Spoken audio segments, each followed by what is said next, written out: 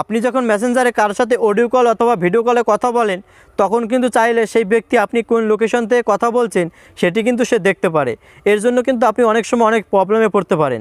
তো আপনি যদি আপনার মেসেঞ্জারে ছোট্ট একটি সেটিংস অন করে রাখেন, তারপর থেকে যদি আপনি কারোর সাথে মেসেঞ্জারে অডিও কল অথবা ভিডিও কলে কথা বলেন, সেই ব্যক্তি কিন্তু আর জানতে পারবে না।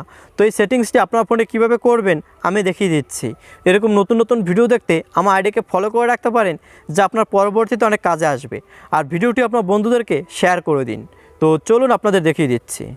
দেন আপনাদের ফোন থেকে মেসেঞ্জারটি ওপেন করবেন। ওপেন করার পর উপর দিকে এই 3 লাইন চিহ্নের উপর ক্লিক করে দেবেন। তারপর এখান থেকে এই সেটিংস লোগোর উপর ক্লিক করবেন। তারপর স্ক্রল ডাউন করে একটু নিচের দিকে চলে আসবেন। চলে আসলে এখানে দেখতে পারবেন প্রাইভেসি অ্যান্ড সেফটি, এই লেখাটির উপর ক্লিক করে দেবেন। তারপর আবার একটু স্ক্রল ডাউন করে নিচের দিকে চলে আসবেন। চলে আসলে এখানে দেখতে পারবেন প্রোটেক্ট আইপি অ্যাড্রেস ইন কলস, এই লেখাটির উপর ক্লিক করবেন। তারপর এখান থেকে এই পারমিশনটি অন করে দিবেন। অন করে